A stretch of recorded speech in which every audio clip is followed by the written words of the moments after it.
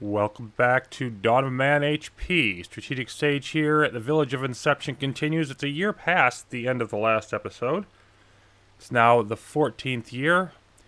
And the main thing here is that Goric has died. They're coming to grab his stuff. Not actually going to grab him yet.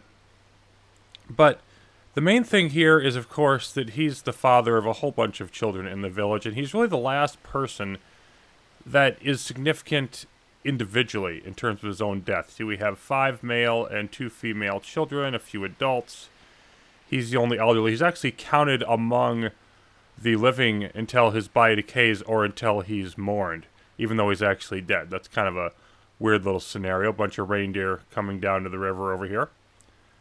But from now on, individuals dying is not so much a significant thing. We have enough people that it's more in trends. It's the group of people, the village of Inceptions take precedence over any individual action.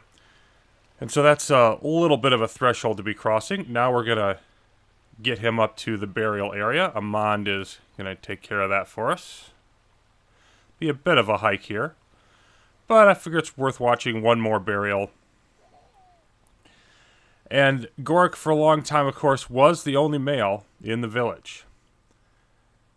But now those days are over. We have a little bit more prosperity, a little bit more stability, and at this point it would take a devoted attack by a large group of hostile animals to really throw things off for us.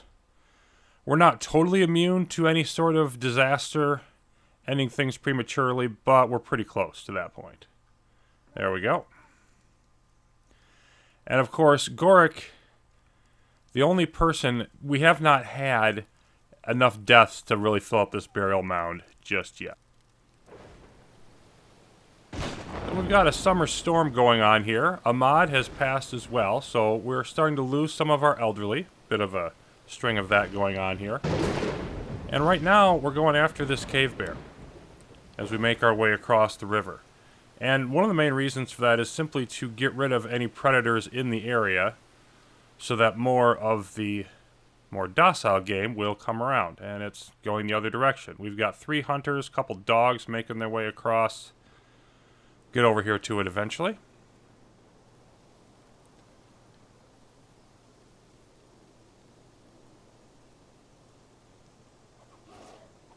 And here we go.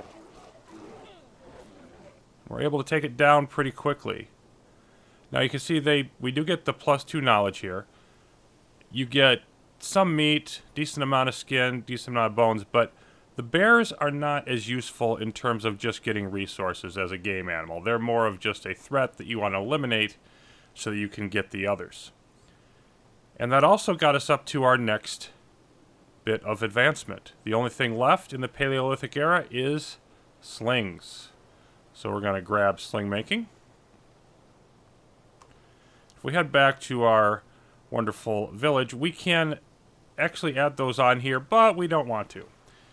If you take a look at it, you get 2 slings out of 1 dry skin. They have 2 stars in hunting, and that's the only thing you can use them for. Bone spears can hunt and be used for fighting off other humans. So can the flint spears. And the fact that these are made out of skins really makes them kind of difficult. I'm going to put a link down in the description that somebody shared with me of a good video of somebody using an ancient sling making technique. And of course, in the game, some things are simplified. But the way this is set up in the tech tree, it is useful if you want to get better at hunting earlier on and you don't have a lot of bones. But, I mean, it'd be the same amount to unlock bone tools, which you get the bone spear and also the harpoon. And you're not likely to have, more skins than bones, I don't think, the way things work out. So I just think the balance of it makes it not useful. So why did I bother even researching it at all? Well, I mean, it's a prerequisite for archery, which is required for fortifications, required for, so you need it to get further up the chain. But I just don't think the way that the techs are balanced out in the Paleolithic era, that it's worth doing the slings. And by going the other route, we got composite tools, which let us get the tanner, let us cut down trees and do some mining. And so I think it's better just to go the other route and to stick with the spears. Still within the summer, we came up with a situation. Up, here they go. We got cave lions trying to attack us from the side, and there's a bunch of them here. And this is the kind of thing that can really get us sort of in trouble. So what I'm trying to do is gather everybody up into one location. Okay, is that a dog or is that... Nope, that's one of our dogs. That's fine. There we go. I want to go after this first one as soon as it shows up.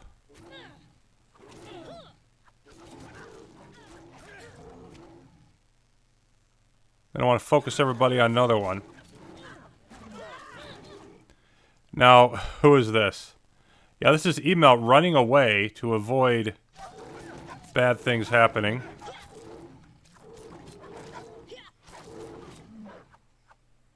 There we go. So, survive, but, I mean, barely. Not sure what email is. Let's take a look.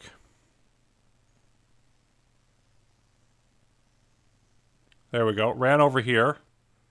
Oh, look. 10 whole health.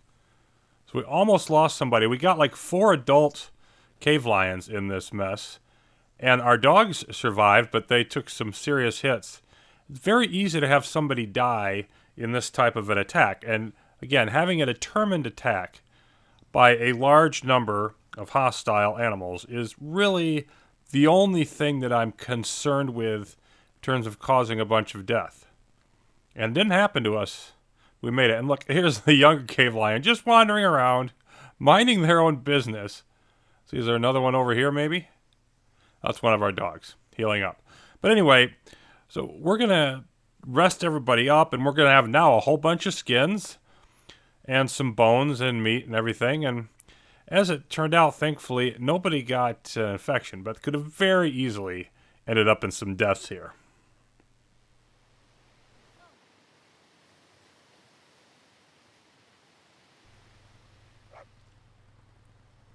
In the spring of 15, I decided it was time to go after one of the mammoths over here. The biggest game animal of them all. And we're going after an injured old female. Now there's one of the babies is actually almost dead, and they've encountered some fights with predators that slowed them down. Here we go. But the reason to go after an old female, and we took it down fairly easily, only with 2 hunters and a dog, plus 2 knowledge. But the reason we're going after them is, look at this.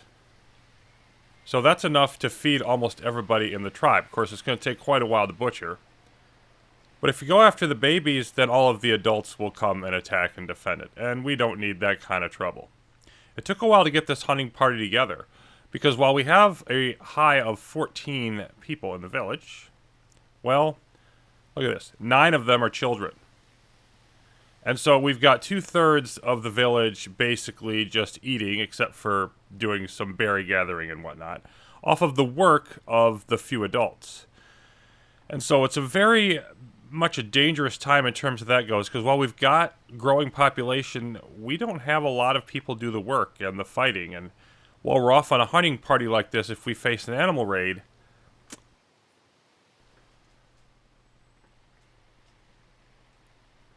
as the year progressed, I definitely needed to do a few things here to support the burgeoning population, and this is one of them.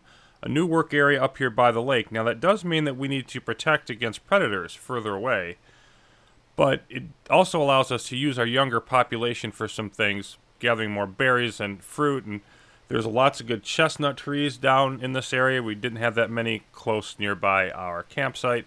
So that is all going to work out better for us. Added a little bit more space over here. So a lot more activity happening now, gathering from the local plants in the summer and in the fall. And then I also noticed that after the storms, we're having quite a problem with our skull poles. So I decided to add a second one.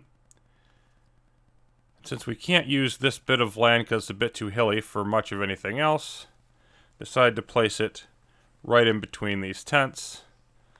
And now, we're better situated for dealing with morale. So, Hopefully these will be enough to get us through. Now, one other interesting thing is with the birth rate, because it stopped at this point. And the main reason that that's happening, I think, is that there's just a limit on sort of the ratio, how many kids to adults you can have. And so it's waiting for some of our children to grow old and become mature before it allows us to have any more births so that your population doesn't get too lopsided. And there we go, our new poll coming into place. And indeed, not everything went according to plan. We're looking here at Imodine, who has an infection from a recent hunt over the winter. And, well, everybody's morale tanks as she dies. The first in the village to die of unnatural causes, if you will. She was old. So it wasn't like she was that far away from actually just succumbing to the circle of life, but as it is, picking up everything she has, carrying it off, and it's a good thing we have 2 skull poles, because we're going to have a lot of morale recovery to do here, as you can see.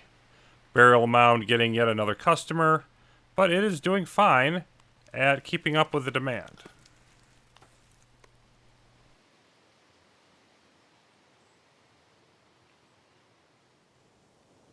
After all of that, it was perhaps welcome to have a period of relative quiet. Time passed without incident for a while as we grind our way gradually towards the next era.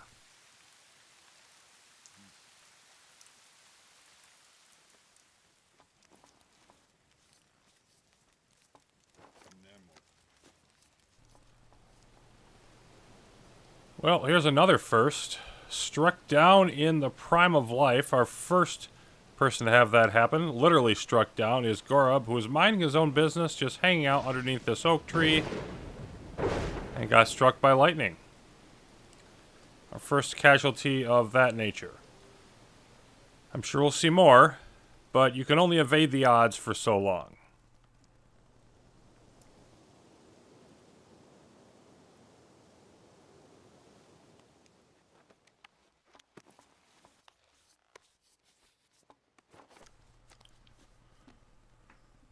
While the overall population has been stable for quite a while, the demographics are definitely shifting. See, we have very few children, but now that big group of people is in adulthood. We've got a few elderly, but not many. And we're starting to get some more births coming along.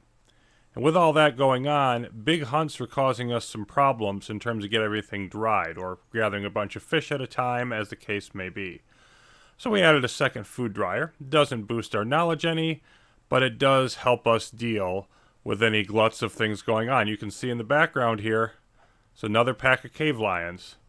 Now, we've got plenty of adults to deal with them, but we definitely have to remain on our guard, hunting them down as we have the opportunity.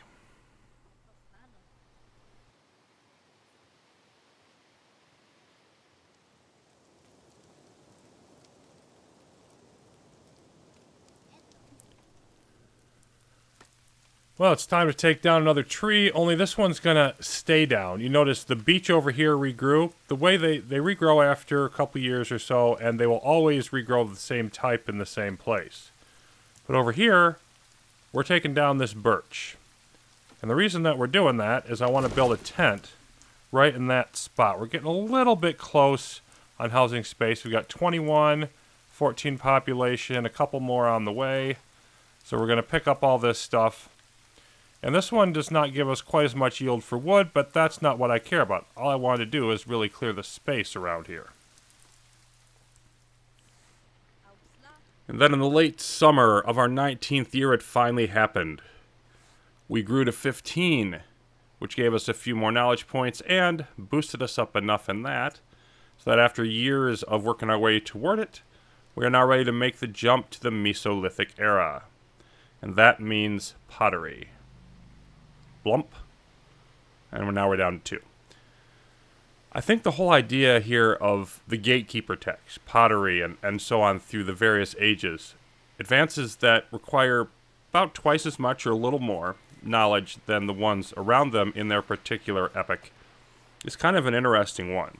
And it's modeling the idea of plateauing, that once you get this particular really important idea or advance, then other things don't take as long to acquire in comparison. And then you get towards the next era and the same thing repeats. You're stuck for a while and then you make this jump. And I think that's a relatively good idea. Pottery is not particularly obvious in its impacts, particularly in the game, but historically it's probably a little more significant than the representation here. First, from the game standpoint, we're going to head on down to the river, because the main thing Pottery does is it allows us to draw water so that people don't have to walk down here to drink every time.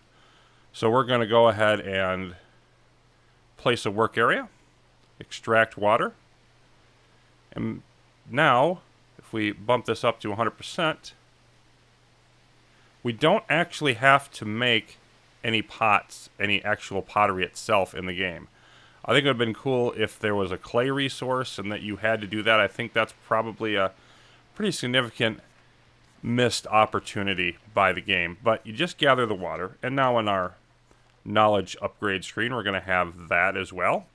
And we'll save our labor for being around the village, which it doesn't seem like we need that much if you look at our workload, but it's gradually becoming more and more of a challenge to feed ourselves. More regular hunting is going on, and especially for getting skins and things of that nature. So it's really going to be useful for us to free up more people as the population continues to grow, and pottery will allow for that to happen.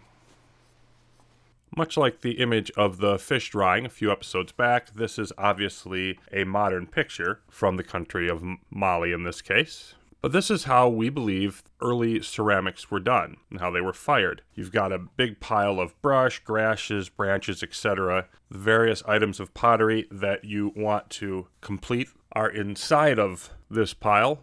Set fire to it, and of course beforehand you can see everything is swept away from the outside so the fire doesn't spread. And the earliest pottery that we know of goes back to, we think, about 25,000 years ago, maybe closer to 30. You can definitely make a strong argument that it's actually placed too late in the game and should be sort of a late Paleolithic rather than entry to Mesolithic type of advance. Primary benefit, of course, is the fact that it can carry liquid safely. It's watertight, not oppressively heavy either. And prior to that, there weren't really any materials that could do that.